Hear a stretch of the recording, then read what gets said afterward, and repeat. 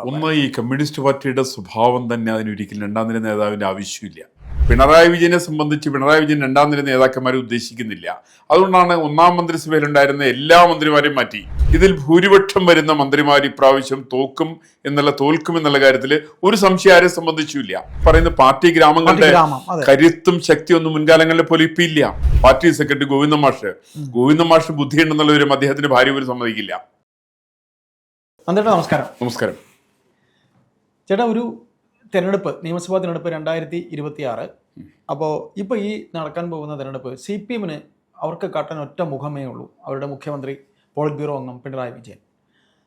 ശേഷം അവർക്കൊരു രണ്ടാം നിര നേതാവിനെ കാട്ടാനില്ല. അവർക്കൊരു നേതാവിനെ ഇല്ല. അത് സാധാരണ പാർട്ടിക്ക്, ഒരു രാഷ്ട്രീയ പാർട്ടിക്കും അങ്ങനെ ഇല്ലാത്തതാണ്. കോൺഗ്രസിൽ ഇപ്പോൾ നിരവധി മുഖങ്ങൾ രണ്ടാം നിരയിലല്ല, അല്ലെങ്കിൽ തന്നെ ഇപ്പോൾ ഉമ്മൻചാണ്ടിക്ക് ശേഷം അല്ലെങ്കിൽ AK ആന്റണി ജീവിച്ചിരിക്കുമ്പോൾ തന്നെ അവർക്ക് പറയുന്ന നേതാക്കളുണ്ട്. CPM-ന് ഒരു രണ്ടാം നിര നേതൃത്വം ഇനി ഉണ്ടെങ്കിൽ അത് ആരുടെ പേരൊക്കെ ആയിരിക്കാം ഉണ്ടാകുക? ഒന്ന്, ഈ കമ്മ്യൂണിസ്റ്റ് പാർട്ടിയുടെ സ്വഭാവം തന്നെ അതിനൊരിക്കലും രണ്ടാം നിര നേതാവിൻ്റെ ആവശ്യമില്ല.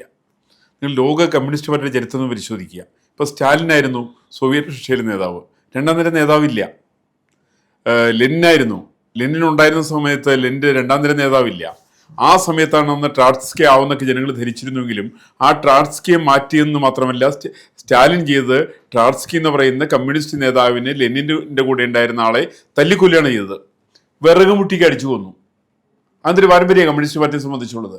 അതുകൊണ്ട് കമ്മ്യൂണിസ്റ്റ് പാർട്ടിയിൽ ഒരു സമയത്തും രണ്ടാം നിര നേതാക്കന്മാർ ഒരു കാലത്തും ഉണ്ടായിട്ടില്ല. അപ്പോൾ രണ്ടാം നിര നേതാക്കന്മാരെന്ന് പറയുന്നത് ഇപ്പോൾ കേരളത്തിൽ തന്നെ പിണറായി വിജയനെ സംബന്ധിച്ച് പിണറായി വിജയൻ രണ്ടാം നിര നേതാക്കന്മാരെ ഉദ്ദേശിക്കുന്നില്ല. അതുകൊണ്ടാണ് ഒന്നാം മന്ത്രിസഭയിലുണ്ടായിരുന്ന എല്ലാ മന്ത്രിമാരെയും മാറ്റി, സകല മന്ത്രിമാരെയും മാറ്റി അദ്ദേഹം. എന്നിട്ട് അദ്ദേഹം പുതിയ ആളുകൾ പ്രതിഷ്ഠിക്കുകയാണ്. ഈ അദ്ദേഹത്തിന്റെ കാലത്ത് വന്നിരിക്കുന്ന ഒന്നാം മന്ത്രിസഭയിലുണ്ടായിരുന്ന പല മന്ത്രിമാരും G. സുധാകരനും തോമസ് ഐസക്കും ശൈലജ ടീച്ചറും അടങ്ങുന്ന ആളുകൾ കഴിവുള്ള മന്ത്രിമാരെ മുഴുവൻ മാറ്റി നിർത്തിക്കൊണ്ട് താരതമ്യേന കഴിവ് കുറഞ്ഞ കുറേ ആളുകളെ പ്രതിഷ്ഠിക്കുക എന്നുള്ള പരിപാടിയാണ് രണ്ടാം മന്ത്രിസഭയിൽ കമ്മ്യൂണിസ്റ്റ് പാർട്ടി സ്വീകരിച്ചത്. ആ പറയുന്ന ആളുകൾ ഒന്നും തന്നെ ഈ പറയുന്ന മന്ത്രിസഭ ഇത്തവണ തിരഞ്ഞെടുക്കപ്പെടാൻ സാധ്യതയില്ല. അവർക്ക് സീറ്റ് കൊടുത്തിട്ടുണ്ട്. ഇപ്പോൾ ബാലഗോപാലിന് സീറ്റ് കൊടുത്തിട്ടുണ്ട്, അല്ലെങ്കിൽ രാജേഷിന് സീറ്റ് കൊടുത്തിട്ടുണ്ട്, P. രാജീവിന് സീറ്റ് കൊടുത്തിട്ടുണ്ട്, വീണ ജോർജിന് സീറ്റ് കൊടുത്തിട്ടുണ്ട്, ശിവൻകുട്ടിക്ക് സീറ്റ് കൊടുത്തിട്ടുണ്ട്. ഇതിൽ ഭൂരിപക്ഷം വരുന്ന മന്ത്രിമാർ ഇപ്രാവശ്യം തോൽക്കും എന്നുള്ള കാര്യത്തിൽ ഒരു സംശയം ആരെ സംബന്ധിച്ചില്ല. അങ്ങനെ വരുന്ന സമയത്ത് ആരായിരിക്കും പാർട്ടിയുടെ നേതൃത്വത്തിൽ വരിക? അതൊരു വലിയ ചർച്ചാ വിഷയമാണ്. കാരണം കമ്മ്യൂണിസ്റ്റ് പാർട്ടിയെ സംബന്ധിച്ച് കമ്മ്യൂണിസ്റ്റ് പാർട്ടിയുടെ നേതാവ് കേരളത്തിൽ ഇന്ന് നിലവിൽ മുഖ്യമന്ത്രിയാണ്. കാരണം പാർട്ടി ആദ്യകാലത്തൊക്കെ പറഞ്ഞത് ഞങ്ങൾക്ക് പാർലമെന്ററി വ്യാമോഹമില്ല, ജനാധിപത്യത്തിൽ വിശ്വാസമില്ല, ഞങ്ങൾക്ക് വിശ്വാസമുള്ളത് ഞങ്ങളുടേതായിട്ടുള്ള ഒരു ഏകകക്ഷി ഭരണത്തിലാണ് വിശ്വാസം, ഒരു സ്റ്റാലിനിസ്റ്റ് രീതിയിലുള്ള മാവോയിസ്റ്റ് രീതിയിലുള്ള ഒരു ഭരണകൂടമാണ് അല്ലെങ്കിൽ ഇയാളുടെ നമ്മുടെ ചില വിദേശ രാജ്യങ്ങളിലൊക്കെ ഉണ്ട്. അതേപോലെ തന്നെ ഒരു ഭരണമാണ് ശരിക്കും പ്രതീക്ഷിച്ചത്. പക്ഷെ അത് നടപ്പിൽ വരുത്തുന്നില്ല എന്ന് മാത്രമല്ല, ജനാധിപത്യപരമായിട്ട് മാത്രം തിരഞ്ഞെടുക്കപ്പെട്ട സർക്കാരുകളാണ് കേരളത്തിൽ നിന്നത്. അതിൻ്റെ പേരിൽ ഇവിടെ പലപ്പോഴും ഈ പാർലമെന്ററി ജനാധിപത്യത്തിന് വലിയ സ്ഥാനം കൊടുക്കേണ്ടി വന്നിട്ടുണ്ട്. അങ്ങനെയാണ് പിണറായി വിജയൻ നേതൃത്വത്തിലേക്ക് വരുന്നത്. അപ്പൊ ഇപ്പോഴത്തെ സംബന്ധിച്ച് പിണറായി വിജയനാണ് പാർട്ടിയെ സംബന്ധിച്ച് കേരളത്തിൽ മാത്രമല്ല ഓൾ ഇന്ത്യ നിലവാരത്തിൽ ഏറ്റവും വലിയ നേതാവ് പിണറായി വിജയനാണ്. പിണറായി വിജയൻ കഴിഞ്ഞിട്ടുള്ളൂ MAVV എന്ന് പറയുന്ന പാർട്ടിയുടെ ഓൾ ഇന്ത്യ ജനറൽ സെക്രട്ടറി. കാരണം നമുക്കറിയാം പാർട്ടിയുടെ തന്നെ തിരുവനന്തപുരത്ത് ഓഫീസിന് എന്തോ ഒരു ഉദ്ഘാടനം നടത്തി. ഉദ്ഘാടനം നടന്ന സമയത്ത് MAVV ഉണ്ട് അവിടെ, അയാൾ ഓൾ ഇന്ത്യ ജനറൽ സെക്രട്ടറിയാ. അയാളെ നിർത്തിക്കൊണ്ട് തന്നെ അത് ഉദ്ഘാടനം ചെയ്ത് പിണറായി വിജയനാണ്. അങ്ങനത്തെ ഒരു ചരിത്രമുണ്ട്. അപ്പൊ അങ്ങനെയുള്ള പിണറായി വിജയനെ സംബന്ധിച്ച് അദ്ദേഹത്തിന്റെ ഭരണത്തിന് ശേഷം ആര് എന്നുള്ള വലിയ വിഷയമാണ്. പ്രത്യേകിച്ച് പാർട്ടിയെ സംബന്ധിച്ച് ഇന്നിപ്പോ CPM ഇന്നിപ്പോ ഒരു കേരള പാർട്ടി മാത്രമാണ്. ഓൾ ഇന്ത്യക്ക് യാതൊരു അർത്ഥമില്ല. ഏകദേശം മുസ്ലിം ലീഗിന്റെ തനി പകർപ്പാണ് ഇന്നത്തെ കേരളത്തിൽ മാത്രമുള്ളതാണ്. ഇപ്പൊ മുസ്ലിം ലീഗിന് ഇപ്പൊ ഓൾ ഇന്ത്യ പ്രസിഡന്റ് തീരുമാനിക്കുന്നത് കേരളത്തിലെ പ്രസിഡന്റാണ്. കേരളത്തിൽ പ്രസിഡന്റ് തീരുമാനിക്കുകയാണ്. പാണക്കാട് തങ്ങളാണ് തീരുമാനിക്കുന്നത്. ഓൾ ഇന്ത്യ പ്രസിഡന്റ് ആരായിരിക്കും നോക്കുക, ഓൾ ഇന്ത്യ ജനറൽ സെക്രട്ടറി ആര്, ഓൾ ഇന്ത്യ പ്രസിഡന്റ് ആരെന്നൊക്കെ ഒരു പാണക്കാട് തങ്ങൾ തീരുമാനിക്കും. അപ്പൊ ഈ പാണക്കാട് തങ്ങളോട് വിധേയത്വമുള്ള ഒരാളെയാണ് പാർട്ടിയുടെ general secretary all India president ആക്കുക. കുടുംബത്തോട് വിധേയത്വം ഉണ്ടാവണം. സമാനമായിട്ടുള്ള രീതിയിലാണ് കേരളത്തെ സംബന്ധിച്ചും കേരളത്തിൽ പാർട്ടിയുടെ സെക്രട്ടറി ആരായിരിക്കണം എന്നുള്ള വലിയ തർക്കവിഷയമാണ്. അതിനകത്ത് ഒരു കാരണവശാലും നിലവിലിരിക്കുന്ന പാർട്ടി സെക്രട്ടറി ഗോവിന്ദ മാഷ് ബുദ്ധിയുണ്ടെന്നുള്ളവരും അദ്ദേഹത്തിന്റെ ഭാര്യ പോലും സമ്മതിക്കാൻ തരവില്ല. കാരണം ഒരു ദിവസം എത്ര മണ്ടത്തരം അദ്ദേഹം പറയാന്നുള്ളത് അദ്ദേഹത്തിന് ഒരു നിശ്ചയമില്ല. എന്ന് വെച്ചാൽ വല്ലപ്പോഴും വായ തുറക്കുന്നത് മണ്ടത്തരം പറയാൻ വേണ്ടിയിട്ട് മാത്രമുള്ള ഒരു പാർട്ടി ജനറൽ സെക്രട്ടറിയാണ് ഗോവിന്ദ മാഷാണോന്ന് എനിക്കറിയില്ല കേട്ടോ. അങ്ങനെ എന്തോ ക്രാഫ്റ്റ് മാഷോ പി ടി മാഷ് അങ്ങനെ എന്തൊക്കെയാണ്. സത്യത്തിൽ അദ്ദേഹത്തിന് ഒരു അധ്യാപകനാകാനായിട്ട് താത്വികമായിട്ടുള്ള വിഷയങ്ങളെ സംബന്ധിച്ച് ക്ലാസ് എടുത്തുള്ള പരിചയം മാത്രമേ ഉള്ളൂ. പാർട്ടി ക്ലാസ് ഒന്നും എടുക്കണ്ടാവില്ലെന്നേ. ഈ പാർട്ടി ക്ലാസ് ഈ കണ്ണൂരിലെ മന്ദബുദ്ധികൾക്ക് എടുത്തു കൊടുക്കുന്ന ക്ലാസ്സാണത്. അവിടെ അവർക്ക് ഈ എന്ത് പറഞ്ഞാലും ആത്യന്തികമായിട്ട് പാർട്ടിയാണെന്ന് മാത്രം പറഞ്ഞു കൊടുക്കുന്ന, അതിന് ഒരു ഗർവിന്റെ മുഖത്തോടു കൂടിയിട്ട് അവതരിപ്പിക്കാൻ സാധിക്കുന്നു എന്നുള്ളതാണ് ഗോവിന്ദ മാഷിന്റെ സവിശേഷത. അതാണ്. നിങ്ങൾ ഗോവിന്ദ മാഷിന്റെ പ്രസംഗങ്ങളൊക്കെ ഒന്ന് കേട്ടുനോക്ക്. ഗോവിന്ദ മാഷ് സൈദ്ധാന്തികമായിട്ട് ഏത് പുസ്തകമാണ് അദ്ദേഹം വായിച്ചിട്ടുള്ളത്? കമ്മ്യൂണിസ്റ്റ് മാനിഫെസ്റ്റോ അദ്ദേഹം വായിച്ചിട്ടുണ്ടോ? ഏംഗൽസിന്റെ മൂലധനം അദ്ദേഹം വായിച്ചിട്ടുണ്ടോ? അദ്ദേഹത്തിന് ഏത് പ്രത്യയശാസ്ത്രത്തെ സംബന്ധിച്ചാണ് അദ്ദേഹത്തിന് പരിജ്ഞാനമുള്ളത്? അല്ലെങ്കിൽ dark days of the communist party അദ്ദേഹം വായിച്ചിട്ടുണ്ടാവോ? ഉണ്ടാവില്ല. കാരണം വായിച്ചാൽ അദ്ദേഹത്തിന് മനസ്സിലാവില്ല.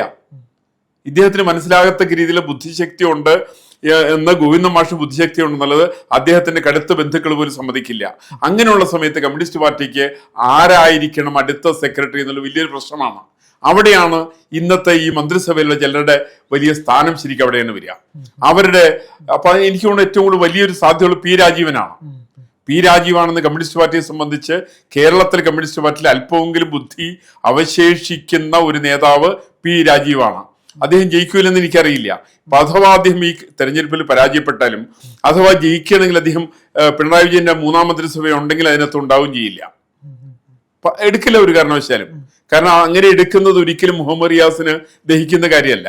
അതുകൊണ്ട് പാർട്ടി ഒരിക്കലും ഈ പറയുന്ന പി രാജീവിനെ മന്ത്രിസഭയിലേക്ക് എടുക്കാതെ വരുന്ന സമയത്ത് രാജീവിന് ഏറ്റവും കൂടുതൽ സാധ്യതയുള്ളത് പാർട്ടി സെക്രട്ടറി ആവുക എന്നുള്ളതാണ്. അപ്പൊ അത് എങ്ങനെയാണ് സ്വരാജിനെ ആരാക്കുക? ഈ പാർട്ടി സെക്രട്ടറിയെ നിശ്ചയിക്കുന്ന കാര്യത്തിൽ ഓൾ ഇന്ത്യ സെക്രട്ടറിക്ക് വലിയ പങ്കുണ്ട്. ആ ഓൾ ഇന്ത്യ സെക്രട്ടറി ആരാ? MAVB ആണ്. MAVBയും പി രാജീവും തമ്മിൽ ബന്ധം എന്താ? വളരെ വലിയ സൗഹൃദമാണ്, വലിയ ബന്ധമാണ് അവർ തമ്മിലുള്ളത്. ഒരു ഗുരുശിഷ്യ ബന്ധമാണ് അവർ തമ്മിലുള്ളത്. അവർ ഒന്നിച്ച് യാത്ര ചെയ്യുന്ന ബന്ധമുണ്ട്. ഈ പുസ്തകത്തിന്റെ ബ്ലർബ് വായിച്ചിട്ട് അഭിപ്രായം പറയുന്നവരാ രണ്ടുപേരും.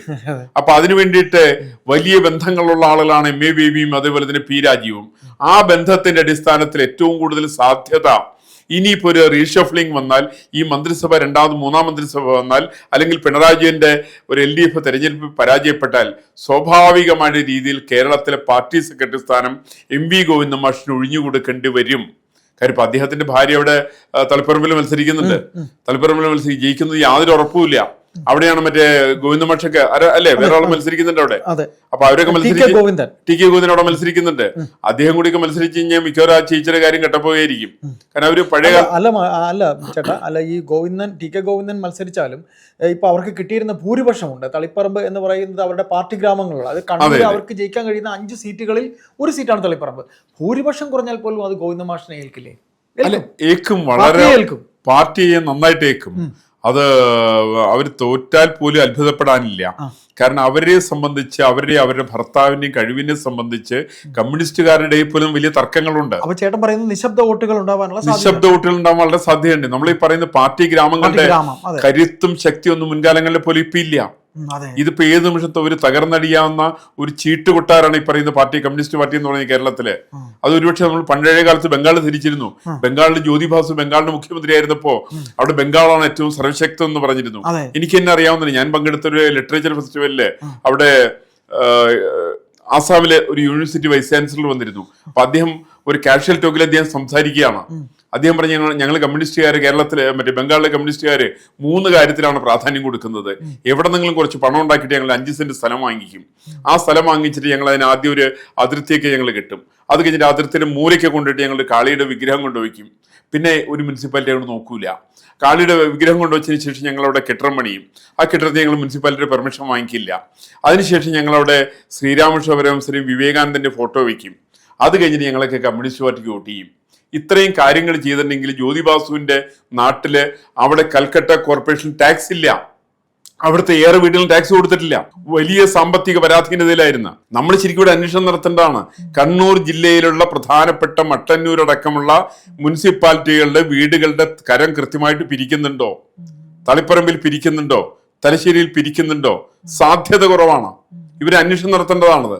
കാരണം ഇനി പാർട്ടി ഗ്രാമം എന്നുള്ള നിലയ്ക്ക് ഇത് കൊടുക്കേണ്ടതല്ല എന്നുള്ള തെറ്റിദ്ധാരണ സാധാരണക്കാരിൽ പരത്തുന്ന കാര്യത്തിൽ പാർട്ടി വിജയിച്ചിട്ടുണ്ട്. ഇതായിരുന്നു ബംഗാളിൽ സംഭവിച്ചത്. ഇത് തന്നെയായിരുന്നു ഹംഗറിയിൽ സംഭവിച്ചത്, ഇത് തന്നെയാണ് പോളണ്ടിൽ സംഭവിച്ചത്, ഇത് തന്നെയാണ് മാവോ സേതുങ്ങിന് ചൈനയിൽ സംഭവിച്ചത്, ഇത് തന്നെയാണ് സോവിയറ്റ് റഷ്യയിൽ സംഭവിച്ചത്, ഇത് തന്നെയായിരുന്നു ഒരു കാലഘട്ടത്തിൽ കേരളത്തിൽ സംഭവിച്ചത്. അപ്പോ അത്തരമൊരു സാഹചര്യം നിലവിലുള്ളതിന്റെ പേരിൽ പാർട്ടി അംഗങ്ങൾ എന്ന നിലയ്ക്ക് അവര് ഈ തരത്തിൽ ടാക്സ് കൊടുക്കാൻ നിർബന്ധിതരല്ലാത്ത ഒരു പറ്റം ആളുകൾ വോട്ട് ചെയ്ത് ജയിപ്പിക്കുന്ന ചില ആളുകളാണ് ഇവരൊക്കെ ഉള്ളത്.